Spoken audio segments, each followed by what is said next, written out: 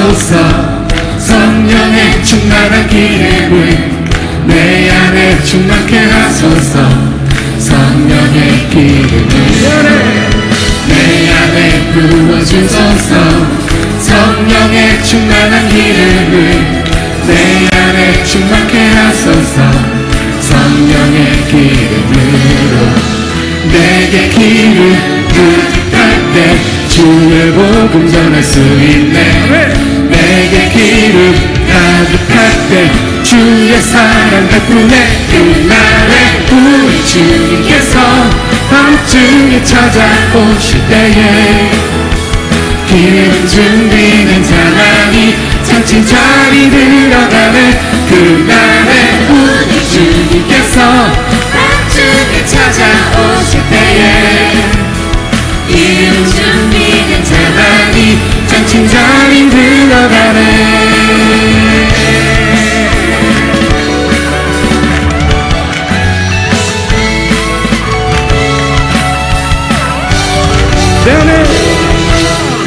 내 안에 부어주소서. 성령의 충만한 기름을 내 안에 충만케 하소서.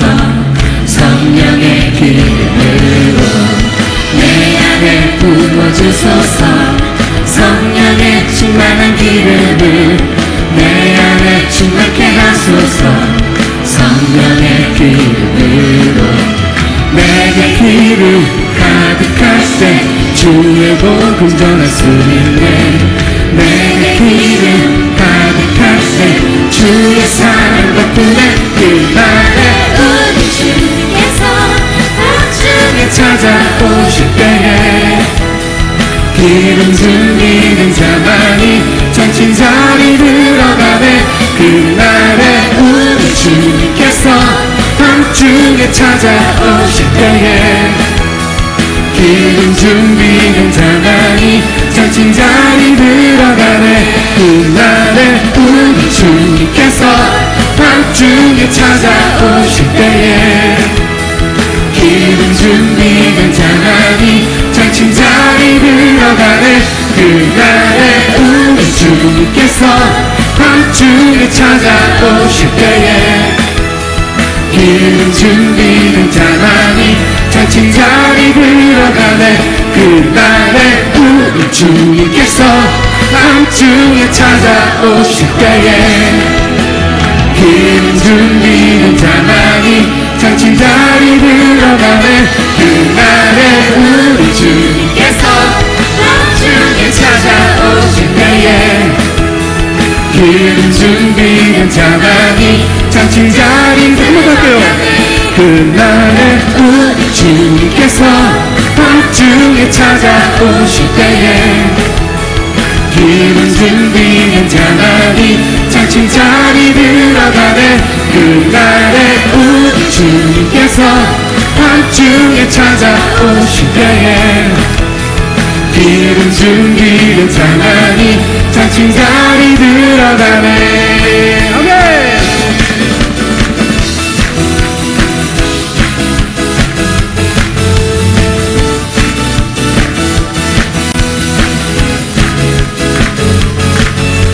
주 안에서 노래하며 주의 이름 찬양해. 감사로 그분에 들어가 주 이름 송축하리. 진실한 찬양 안에 권능 임하네. 외치세 할렐루야. 손뼉치며 전능하신 주께 높이 계신 주님께 우리 여기 모인 이유 우리 마음 모아 주님을 높이는 것. 높이 계신 주님께 우리 여기 모인 이유 우리 마음 모아 주님을 높이는 것.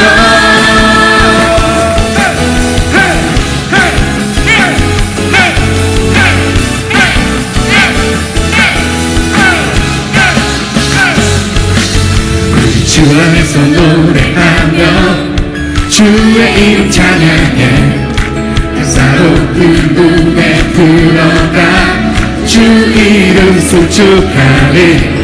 진실한 찬양 안에 권능이 많은 외치세 할렐루야 손뼉치며 전능하신 주께 높이 계신 주님께 우리 여기 모인 이유 우리만 모아 주님을 높이는 것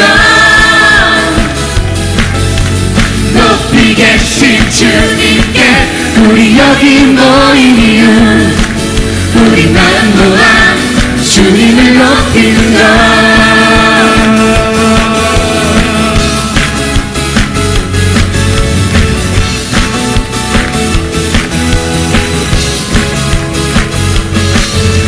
내 안에 모든 것 주를 바랄 때 주의 능력 또 영광 은혜와 자비도 찬양하며 춤추세 나은 문 열어 주가 자유케 하리 주의 이름 찬양해 내 안에 모든 것 주를 바랄 때 주의 능력 또 영광 은혜와 자비도 찬양하며 춤추세 마음 문 열어 주가 자유케 하리 주의 이름 찬양해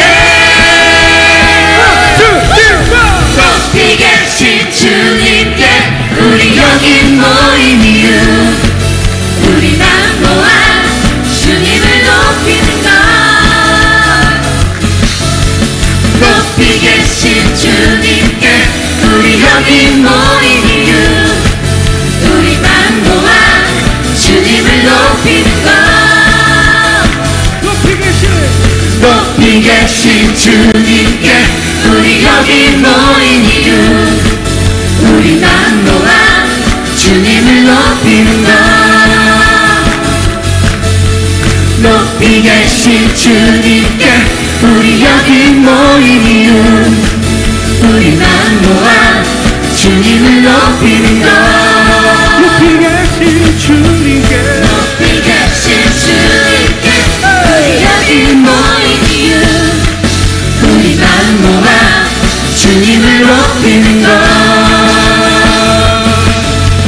높이 계신 주님께 우리 여기 계신 주님께 높이 계신 주님께 높이 계신 주님께 높이 계신 주님께 높이 계신 주님께 높이 계신 주님께 높이 계신 주님께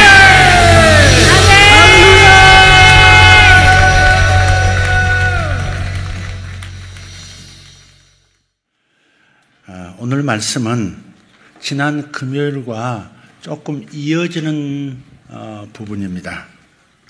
요한계시록 이 강의 말씀은 주일은 하지 않고 수요일, 금요일에 했었는데 오늘 이 본문의 내용은 우리 전체가 함께 듣는 것이 더 좋다 그렇게 생각이 되어져서 오늘 주일 말씀에 금요일에 이어서 전하고자 합니다. 특별히 우리 교회의 사명의 한 부분이기 때문에 그래서 이 내용을 함께 듣는 것이 좋다 그렇게 믿습니다. 네. 자, 요한계시록 7장 1절에서 3절입니다. 이 일 후에 내가 네 천사가 땅 네 모퉁이에 선 것을 보니 땅의 사방의 바람을 붙잡아 바람으로 하여금 땅에나 바다에나 각종 나무에 불지 못하게 하더라. 또 봄에 다른 천사가 살아계신 하나님의 인을 가지고 해 돋는 대로부터 올라와서 땅과 바다를 해롭게 할 권세를 받은 네 천사를 향하여 큰 소리로 외쳐 이르되 우리가 우리 하나님의 종들의 이마에 인치기까지 땅이나 바다나 나무들을 해하지 말라 하더라. 아멘. 지난 금요 예배에서 지금 이 본문 요한계시록 7장 1절에서 3절을 통해서 네 천사와 한 민족에 부르신 일이라는 제목으로 은혜를 나눴습니다. 오늘은 네 천사와 한민족의 부르심 이면서 결론이 되겠습니다. 지난 금요 예배 때의 말씀의 결론은 여기에 나오는 하나님의 종이 누구냐, 하나님의 인이란 무엇이냐, 그리고 동쪽에서 올라오는 이 새로운 천사는 누구를 가리키는 것이냐, 무엇을 가리키는 것이냐 하는 세 가지 질문에 대한 답을 나눴는데 그 중에서 두 가지에 대한 답을 결론으로 맺었습니다. 여기에서 하나님의 종은 누구냐? 우리는 따로 해석할 것 없이 요한계시록 7장 4절부터 나오는 이스라엘의 남은 자 14만 4천 명을 하나님의 종이라 그렇게 알 수 있었습니다. 14만 4천 명이라고 하는 이 숫자는 실제 14만 4천 명이 아니라 셀 수 없이 많은 수의 사람들을 표현할 때 이런 긴 또 많은 숫자를 표현할 때가 많습니다. 14만 4천 명은 셀 수 없을 만큼 많은 사람들을 상징한다 하는 것이고요. 두 번째 결론은 뭐였어요? 하나님의 인, 하나님의 종들의 이마에 인을 친다 했을 때 하나님의 인이 뭐냐? 그것은 성경의 다른 구절들을 통해서 해석했습니다. 예수님을 나의 주시오 그리스도시라 구세주시라라고 고백하게 하는 그것이 바로 성령의 인침이었다는 사실을 발견했습니다. 성령의 역사가 아니면 예수님을 주와 그리스도로 고백할 수가 없죠. 그래서 하나님의 인이라고 하는 것은 성령의 인치심을 말하는 것이다 하는 겁니다. 그렇다면 이제 요한계시록 7장 1절 3절에서 반드시 해석해야 할 한 가지가 남았습니다. 그래서 뭐냐? 이스라엘 이 14만 4천 명의 이마에 하나님의 인을 칠 존재, 즉 해돋는 곳으로부터 올라오는 천사에 대해서 알아야 합니다. 저는 이 해돋는 곳에서 올라오는 천사가 하나님의 인을 친다 라고 하는 이 대목에서 이 천사는 추수하는 천사다라고 말씀을 드렸습니다. 마태복음 9장 37절 38절에서 예수님께서는 이렇게 우리에게 기도하라고 말씀하셨습니다. 추수하는 일꾼을 보내어 주세요라고 기도하라 하셨어요. 한번 읽어보겠습니다. 마태복음 9장. 이에 제자들에게 이르시되 추수할 것은 많되 일꾼이 적으니 그러므로 추수하는 주인에게 청하여 추수할 일꾼을 보내주소서 하라 하시니라. 아멘. 여기서 추수할 일꾼을 우리는 대개 이렇게 생각합니다. 복음을 전하는 사람들, 복음을 전하는 영혼을 추수할 복음 전하는 자들이라고 생각해요. 그래서 물론 복음을 전해서 예수를 주시라 고백하도록 하는 사람들이 추수하는 일꾼인 것은 맞습니다. 그러나 성경은 이 추수하는 일, 영혼을 구원시키는 일에 가담하는 또 다른 존재가 있다는 것도 분명하게 밝히고 있습니다. 마태복음 13장 39절입니다. 가라지를 뿌린 원수는 마귀요 추수 때는 세상 끝이요 추수꾼은 천사들이니. 자, 누가 추수꾼이라고요? 천사들. 천사들이 추수하는 일꾼이라는 겁니다.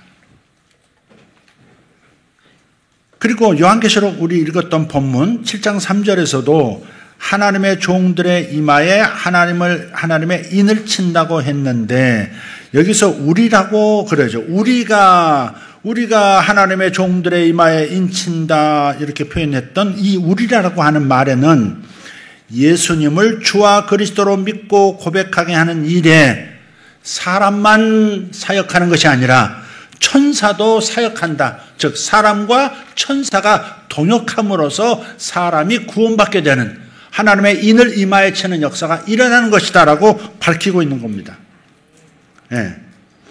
추수하는 즉 인을 치는 천사가 누군가와 함께 해 돋는 곳으로부터 오는 광경 한번 여러분 상상해 보시기를 바라요. 그려보십시오. 해는 어디에서 뜹니까? 동쪽에서 떠요. 북반구가 되었던 남반구가 되었던 대한민국에서 봤던 저 호주 뉴질랜드에서 봤던 간에 지구상의 모든 지역에서 해는 동쪽에서 돋게 되어 있습니다. 그렇기 때문에 기본적으로 해 돋는 곳은 동쪽을 의미합니다. 성경에 명백하게 이렇게 표현하는 구절도 있어요. 민수기 2장 3절을 보면 동방 해돋는 쪽이라고. 동방은 해돋는 쪽이라고. 해돋는 쪽은 동쪽 방향이라고. 그렇게 성경에 기록을 합니다. 그렇다면 지금 이 환상을 보고 있는 사도 요한의 나라 이스라엘에서 보면 동쪽은 어딜까요? 우리가 세계 지도를 펴놓고 이스라엘로부터 동쪽 방향으로 선을 쭉 그으면 위도선처럼 쭉 그어보면 이스라엘이 속한 유라시아 대륙 저 끝에 존재하고 있는 한 나라를 발견할 수 있습니다. 그 나라는 바로 대한민국입니다. 같은 위도상에 있어요. 요한계시록은 우리에게 명확하게 이야기해주고 있는 겁니다. 동쪽, 동방 해돋는 곳에서 일어난 마지막 때에 추수할 일꾼들이 영광스러운 저 땅끝으로부터 이스라엘을 향하여 영광스러운 서진을 해서 이스라엘의 남은 자, 구원받기로 되어 있는 남은 자 14만 4천 명에게 그리스도의 복음을 전하고 거듭남의 자리, 즉 성령의 인치심을 받게 할 때까지는 종말의 재앙, 마지막 환란이 일어날 수 없습니다. 방송실 여기 왜 안 띄워요? 방송실 뭐하고 있어요? 다시 이 부분 같이 읽기를 원해요. 오늘 뭔 일이래? 따라서 만약에 이 일이 일어난다면, 즉 동쪽에서 오는 어떤 무리들, 천사와 어떤 무리들과 함께 이스라엘의 14만 4천 명이 구원받게 되어지는 이 일이 일어난다면 바로 그 사건 자체가 마지막 때 환란이 시작되는 시점인 거죠. 하나님의 종들에게 하나님의 인치신 일이 끝나면 곧바로 땅에 네 모퉁이에 있던 네 천사가 땅의 바다와 모든 나무를 해롭게 할 네 바람을 놓아버릴 것이고, 이것이 바로 지구촌의 마지막 환란이 시작되게 되는 겁니다. 종말의 타임 스케줄이 여기 다 있는 겁니다. 다른 성경 구절 한 번 보죠. 이사야 55장 5절 말씀입니다. 보라, 내가 알지 못하는 나라를 내가 부를 것이며 너를 알지 못하는 나라가 내게로 달려올 것은 여호와 내 하나님 곧 이스라엘의 거룩하신 이로 말미암음이니라. 이는 그가 너를 영화롭게 하였느니라. 아멘. 이스라엘과 대한민국은요, 건국된 해가 1948년 동일합니다. 그 이전까지는 이스라엘이 대한민국을 알지 못했고요, 대한민국 역시 이스라엘을 알지 못했었습니다.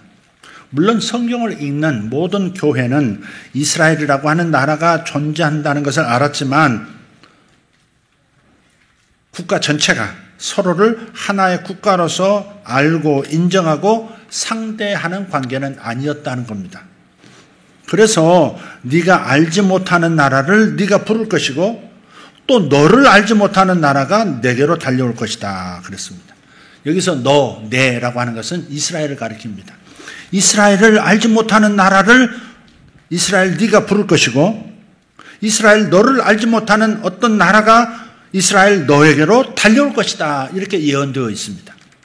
참고로 성경에서 해돋는 곳이라고 표현된 다른 구절을 보겠습니다. 이사야 41장 25절입니다. 내 이름을 부르는 자를 해 돋는 곳에서 오게 하였나니. 아멘. 이 예언의 말씀은 이런 뜻입니다. 하나님께서 누군가를 저 동방 해돋는 곳으로부터 이스라엘 땅으로 부르실 것인데, 부르시는 그는 하나님의 이름을 부르는 자라고 말하고 있는 겁니다. 하나님의 이름을 부르는 자가 동방에서 해돋는 곳에서 이스라엘 땅으로 온다는 겁니다.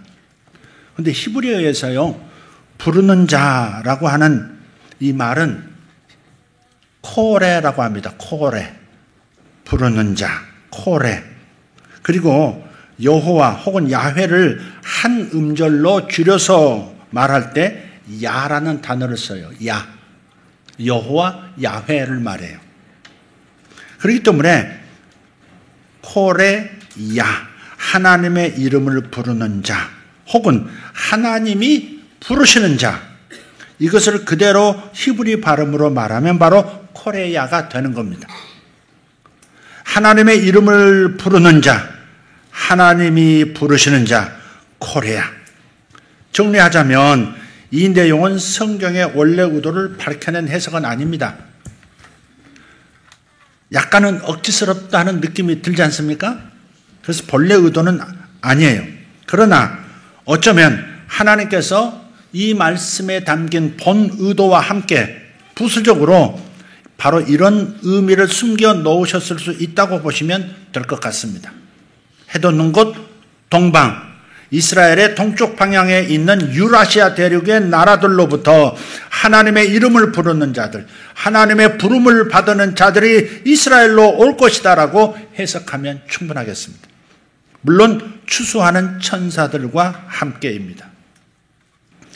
그러나 주님께서 만약 하나님의 이름을 부르는 동방의 나라들 중에 특별히 이 유라시아 대륙의 동쪽 끝에 있는 코레아, 대한민국을 말씀하시려는 의도가 있으셨다면 이것을 연결시켜 볼 수 있는 측면이 상당히 많이 있다는 것을 제시할 수 있습니다. 예컨대 이런 겁니다. 이스라엘과 대한민국이라고 하는 나라는 직간접적으로 관계가 특별합니다. 아까 말씀드렸어요. 두 나라 모두 건국된 해가 1948년 동일합니다. 거기에다가 대한민국의 초대 대통령인 이승만의 아내, 대한민국 첫 퍼스트 레이디는 오스트리아계 유대인인 프란체스카 여사입니다. 다시 말하면 대한민국은 시작부터 에베소서 2장에서 말하는 바 원뉴맨, 한 새 사람이 되어질 씨앗을 품고 시작된 나라다, 이렇게 말할 수 있는 거죠. 그러니까 원뉴맨, 한 새 사람이라는 이 에베소서의 표현은 뭐냐면 이방인 중에서 예수 믿는 교회와 유대인 중에서 예수 믿는 메시아닉주 교회가 이렇게 하나로 연합해서 그리스도의 신부로서 아버지 하나님 앞으로 나아가게 된다, 그런 의미에서 원뉴맨이라고 하는 겁니다. 주님의 마지막 계획은 유대인 중에서 예수 믿는 사람들과 이방인들 중에서 예수 믿는 사람들이 온전히 하나로 연합해서 예수 그리스도의 신부로서 하나님 앞에 등장하는 거예요. 그것이 주님의 가장 큰 계획 중에 하나인 겁니다. 그래서 에베소서 2장 12절 18절 좀 깁니다마는 이런 관점에서 원누맨 이미지를 가지고 읽어보시면 되겠습니다. 그때의 너희는 그리스도 밖에 있었고 이방인이죠. 이스라엘 나라 밖의 사람이라. 이방인입니다. 약속의 언약들에 대하여는 외인이요 세상에서 소망이 없고 하나님도 없는 자이더니 하나님이 없었어요. 맞아요. 이제는 전에 멀리 있던 너희가 그리스도 예수 안에서 그리스도의 피로 가까워졌느니라. 그는 우리의 화평이신지라. 둘로 하나를 만드사 원수가 된 것. 이방인과 유대인이 원수처럼 2000년 역사 속에서 살아왔었죠. 근데 이 둘이, 이방인과 유대인이 이제 하나가 되는 겁니다. 14절을 다시 읽어 주십시오. 그는 우리의 화평이신지라. 둘로 하나를 만드사 원수된 것 곧 중간에 막힌 담을 자기 육체로 허시고 법조문으로 된 계명의 율법을 폐하셨으니 이는 이 둘로 자기 안에서 한 세 사람을 지어 One new man. 예. 한 세 사람을 지어 화평하게 하시고 또 십자가로 이 둘을 한 몸으로 하나님과 화목하게 하려 하심이라.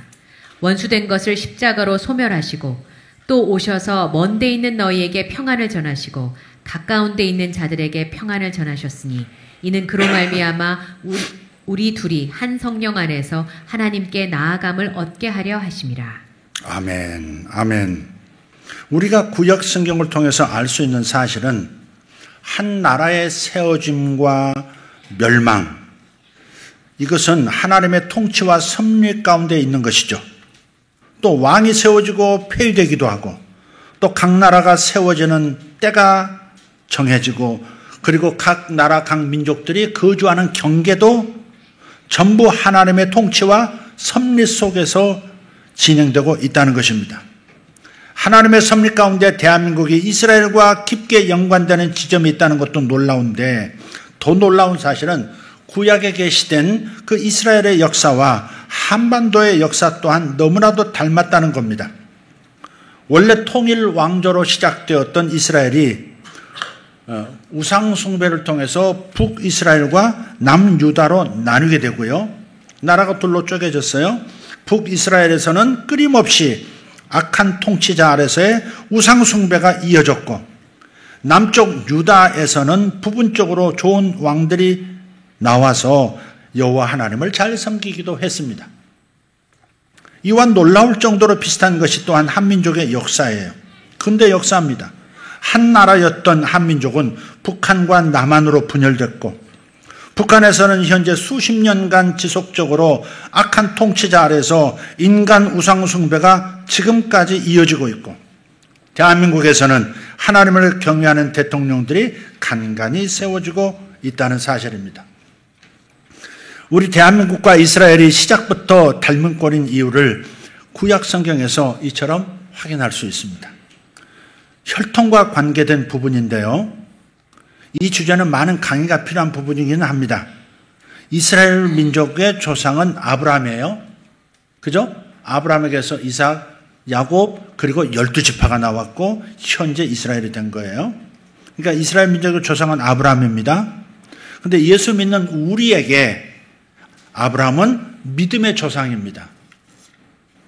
아브라함은 믿음으로 하나님 앞에 의롭다함을 얻었기 때문에 우리도 믿음으로 의롭다함을 받은 교회로서 아브라함을 믿음의 조상이라고 고백하는 거예요. 그런데 이스라엘에게는 혈통적 조상이 됩니다. 피가 같습니다. 그런데 한민족과 이스라엘은 혈통적으로 형제일 수밖에 없다는 성경적 근거들이 있습니다. 노아의 홍수가 일어나서 다 죽고 노아의 가족만 살았죠. 8식구. 그래서 노아의 6대 후손이 벨렉과 욕단 형제입니다. 벨렉이라고 하는 친구가 형이고 욕단이 아우예요. 형제입니다. 성경은 이때부터 세상이 나눠지기 시작했다. 이렇게 분열되면서 확장되기 시작했다. 이렇게 기록하고 있습니다. 근데 벨렉과 욕단 형제 중에서 벨렉의 5대 후손이 아브라함이에요. 벨렉, 욕단. 근데 이 벨렉의 5대 후손이 아브라함이에요. 근데 이 아우인 욕단의 자손들은 계속해서 자손을 낳고 번성해 가면서 계속해서 동쪽으로 동방의 산지를 넘어 이동합니다. 알타이 산맥을 넘고 천산, 텐샨 산맥을 넘고 알이랑 하나님과 함께. 알은 하나님을 뜻해요. 알이랑 with 하나님과 함께. 알이랑. 그리고 시베리아 땅을 거쳐서 동토의 땅을 거쳐서 극동의 땅 한반도에 이르게 됩니다. 창세기 10장 25절 30절에 이 기록이 있습니다. 읽어보겠습니다. 에벨은 두 아들을 낳고 하나의 이름을 벨렉이라 하였으니 그때의 세상이 나뉘었으며 벨렉의 아우의 이름은 욕단이며 이들은 다 욕단의 아들이며 그들이 거주하는 곳은 메사에서부터 스발로 가는 길의 동쪽 산이었더라. 아멘. 스발이 여기서 30절의 스발이 시베리아의 옛 명칭입니다. 명칭이 여러 번 바뀌어요. 시대에 따라서. 근데 이 스발은 시베리아의 옛 명칭이에요. 중간을 생략하고요. 결론은 먼 조상에서 보자면 유대민족과 한민족은 한 뿌리에서 나왔다는 겁니다. 하나는 벨렉으로 성장했고 하나는 욕단의 후손으로 성장했고, 유대인의 조상 벨렉, 한민족의 조상 욕단, 이 두 사람은 형제였다. 우리 성도들은 아리랑 민족이라고 하는 그 책을 거의 다 읽으셨기 때문에 이 인류 역사적 과정을 어느 정도 이해하고 기억하고 계시리라 믿습니다. 그런데 이 주제는 역시 고증이 좀 더 필요하다는 것을 느끼기는 합니다. 그럼에도 불구하고 맥은 분명해요. 욕단의 자손 코레아, 이스라엘이나 한반도는 동일하게 영토의 크기상 작은 나라입니다. 이스라엘은 더 작죠. 근데 이 욕단이라고 하는 인물, 이 한민족의 조상인 욕단은 이 히브리 말로 여크탄 그래요. 여크탄. 여크탄은 작다 그런 뜻입니다. 작은 나라 그런 뜻이에요. 여크탄, 작다, 작은 자 그럽니다. 그러니까 두 나라 모두 나라를 잃어본 경험이 있습니다. 유대는 땅 자체를 잃어버렸고 우리는 주권을 잃었습니다. 두 민족은 고난이 참 많았어요. 사계절이 다 있는 나라입니다. 봄, 여름, 가을, 겨울이 뚜렷한 나라입니다. 이스라엘은 마지막 때 제사장 나라로의 부르심을 결국 성취하게 될 것입니다.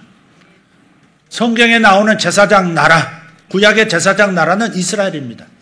그것이 확대되어서 예수 믿는 모든 교회가 제사장이고 제사장 나라이긴 하지만 이 국가적 현실 속에서 하나님께서 허용하신 장자로서의 제사장 나라는 이스라엘입니다. 근데 이 제사장 나라가 예수를 거부해버렸기 때문에 그래서 제사장 나라 노릇을 못하고 있었던 거죠. 그래서 하나님께서 무슨 키?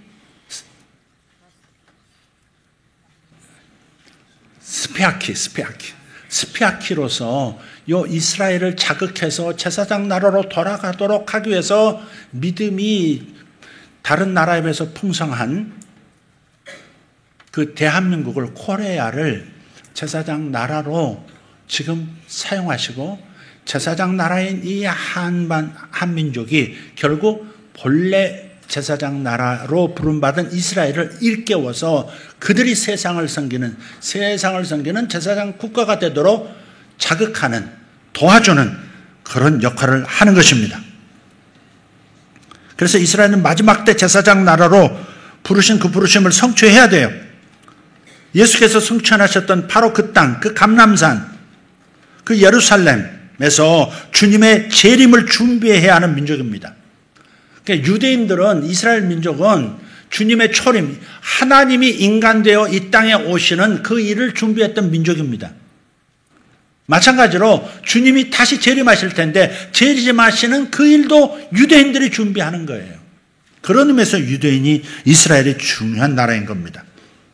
그리고요, 이 종말이 오기 전에, 마지막 주님 재림이 오시기 전에 훗날 바울과 같은 참된 종들이 이스라엘로부터 일어나서 온 세계를 섬기게 될 건데, 이런 사명을 감당할 수 있도록 준비시켜주는 역할을 형제 나라인 통일된 대한민국, 좀 더 정확하게 표현하면 교회가 해야 하는 것입니다. 현재 2024년 이스라엘의 유대인들 중에서 예수님을 믿는 사람은, 예수 믿는 사람은 메시아닉 주라 그래요. 메시아를 영접한 유대인, 메시아닉 주가 약 10,000명이랍니다. 이스라엘에 있는 메시아닉 주가 그렇습니다. 저 미국에 약 270만이 지금 남아 있는데 거기는 예수 믿는 메시아닉 주가 많죠. 근데 감사하게도 이 이스라엘에 있는 이 10,000명의 메시아닉 주들의 다수가 동방의 한 나라, 즉 대한민국 교회를 통해서 예수님을 영접하고 성령 충만을 받게 되었다라고 말하고 있다는 사실입니다. 심지어 간혹 탈북한 북한 사람의 간증을 듣고 그 자리에서 통곡을 하면서 예수님을 영접하는 유대인들도 많이 있습니다. 제가 중동 요르단 사역을 올 초에 하던 중에 탈북 지하교회 출신 여성이 흘러 중국으로 갔다가 동남아시아 국가로 왔다가 그러다가 대한민국으로 온 게 아니라 유럽으로 넘어가서 유럽에서 다시 중동으로 흘러 들어왔습니다. 그리고 요르단 남자를 만나서 결혼하고 자녀를 낳고 이제 그곳에서 이스라엘로 들어가서 당시 하나님의 제사장 백성들인 이스라엘을 선교하겠다고 기도하면서 준비하는 분을 소개받았습니다. 제가 시간이 맞지 않아서 만나지는 못하고 돌아왔습니다만은 언젠가 만날 것이고 한번 저희 교회를 한번 모실까 그런 생각도 하고 있습니다. 홀로코스트라고 하는 단어, 본래 유대인이 나치에게 당한 집단 낙사를 지칭하는 단어입니다. 고유명사예요. 그래서 홀로코스트라고 하는 단어는 다른 핍박이나 학살에 사용될 수 없는 단어였습니다. 유대인이 나치에게 당한 고통이 너무나 잔혹했기 때문에 학살을 의미하는 일반적 단어를 쓰는 것이 아니라 따로 고유 명사를 만들어서 그 끔찍함을 표현한 거죠. 그런데 이스라엘은 이렇게 이야기합니다. 다른 민족, 공식적으로 이렇게 이야기합니다. 다른 민족, 다른 어떤 민족, 어떤 나라의 고통에도 홀로코스트라는 단어를 사용하게 해준 적이 없다. 그러나 북한이 북한 정권 하에서 70년 넘게 받은 그 고통에는 홀로코스트라는 단어를 사용해도 좋다. 북한의 그 고통이 바로 우리 이스라엘이 겪은 고통이기 때문이다. 이렇게 말하고 있어요. 그래서 실제로 대한민국에서 북한 홀로코스트 전시회가 공식적으로 개최된 바도 있고요. 북한 홀로코스트 박물관 건립이 현재 진행 중에 있습니다. 이것은 유대인을 학대한 나치 뒤에 있었던 사탄의 영과 북한 정권 뒤에 있는 그 영이 같은 영이기 때문에 그렇습니다. 누구 사정은 누가 안다 그런 말이 있죠. 말로 표현할 수 없는 유대인들의 그 고통의 신음, 그 신음과 동일한 신음을 내뱉었던 우리 북한 한민족, 훗날 이스라엘의 고통을 위로하는 누가 누구를 심정을 안다고 하는 그 말대로 위로를, 진정한 위로를 할 수 있게 될 것입니다. 그리고 이 북한의 지하교회 성도들을 통해서도 유대인들이 구원받고, 즉 하나님의 요한계시록 표현으로 하나님의 인침을 임하에 받고 중동의 수많은 사람들이 구원을 받게 될 것입니다. 그래서 통일 한민족, 통일 대한민국은 마지막 때 이스라엘 향하여 특별한 사명이 있다. 이 공식 같은 선언을 마음에 품고 계셔야 합니다. 이 일을 위해서 하나님께서는 대한민국을 초강대국으로 만드실 겁니다. 제가 오래전부터 청년 때부터 했던 말, 첫째, 대한민국은 세계 선교를 완성시키는 나라가 될 것이다. 두 번째, 대한민국은 이스라엘을 구원시키는 나라가 될 것이다. 세 번째, 이 두 가지 사명을 이루기 위해서 대한민국은 세계 초강대국이 될 것이다. 이것이 하나님의 계획입니다. 이것이 통일 대한민국의 미래 모습이고 하나님의 부르심입니다. 이제 정리해 보겠습니다. 좀 딱딱한 주제에서 요한계시록 7장 2절에서 예언하고 있는 이 해돋는 곳, 해돋는 곳은 이스라엘 동쪽에 있는 민족과 나라들을, 특히 유라시아 대륙 저 동방 끝에 있는 아시아 국가들이라고 해석하면 무난합니다. 이스라엘의 동쪽은 여러 나라들이 있으니까 국가들을 해석하면 무난해요. 동시에 그 나라들 가운데 코레아라고 하는 나라, 하나님이 부르시는 나라, 하나님의 이름을 부르면서 하나님의 부름을 받아 이스라엘로 오는 나라, 하나님께서 특별히 지목해서 보시는 것 또한 사실입니다.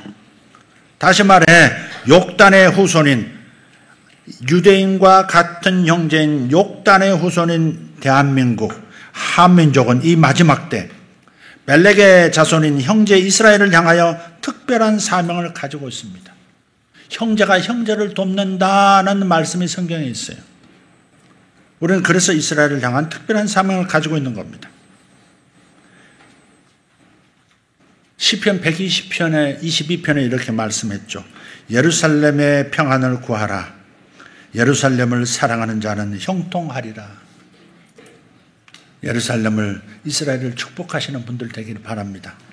세계는 이스라엘의 행동을 지나치다 하여, 특히 젊은 세대는 이스라엘을 향하여 손가락질하고 등을 돌리고 있지만 이 모든 일들이 하나님의 통치와 섭리 가운데 이스라엘이 자기 역할을 감당하게 하기 위한 그런 행보를 하고 있는 겁니다.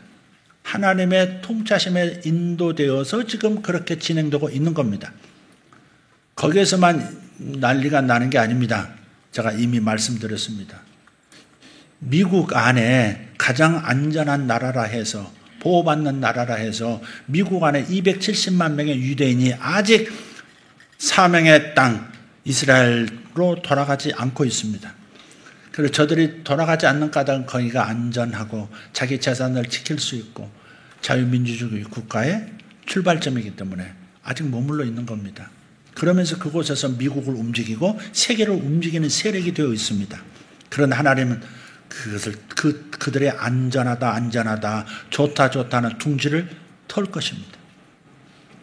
유대인들이 견딜 수 없을 만큼 우리 고토로 돌아가자, 초상의 땅으로 돌아가자 할 만큼의 어떤 일이 있을 겁니다. 그러면 미국에 남아있는 270만 명 이스라엘로 돌아가게 될 것이고, 그리고 종말은 시작이 될 것이고, 그리고 주님의 재림이 곧 다가온다, 이렇게 생각하시면 되겠습니다. 그래서 유대인을 축복하는 분들 되기를 바랍니다. 할렐루야. 기도하겠습니다. 우리 들으신 말씀 기억하면서 이러면 어떨까요? 이스라엘을 축복합시다.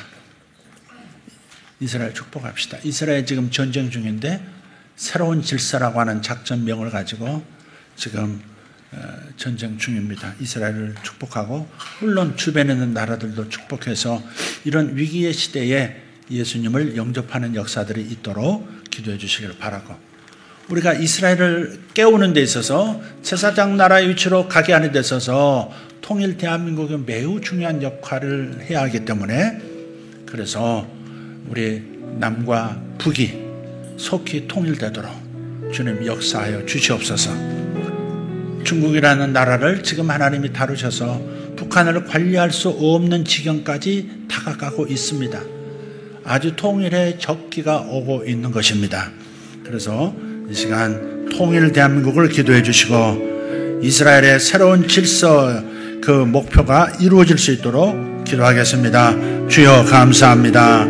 하나님, 주께서 이 모든 일이 이루어질 때 이 둘이 하나가 되어 하나님 앞에 서게 될 때 바로 마지막 환란이 시작된다 말씀하셨습니다. 감사합니다. 우리가 이 마지막 시대에 주님의 계획, 주님의 경륜의 시간들을, 이 타임 스케줄을 알았습니다. 주님 역사하여 주시옵고, 속히 하나님 우리 대한민국이, 우리 한민족이 하나가 되게 하여 주시옵고, 그리하여 하나님의 교회가 이스라엘까지 나아갈 수 있도록, 하나님의 교회가 대한민국의 이스라엘 땅까지 나아갈 수 있도록 주여 역사하여 주시옵소서. 주여 우리를 도우사 하나님 하나 되는 역사를 일으켜 주시옵소서. 하나님, 대한민국의 한민족이 하나 되는 역사를 일으켜 주시옵소서. 그리고 이 통일된 대한민국이, 통일된 한민족이 이스라엘, 형제 이스라엘과 하나 되는 역사가 이 지구촌 가운데 세계 만민이 보는 가운데 이루어지는 놀라운 일이 일어나게 하여 주시옵소서. 믿습니다. 이루시고 계심을 감사합니다. 영광 받으시옵소서. 예수님의 이름으로 기도하옵나이다. 아멘.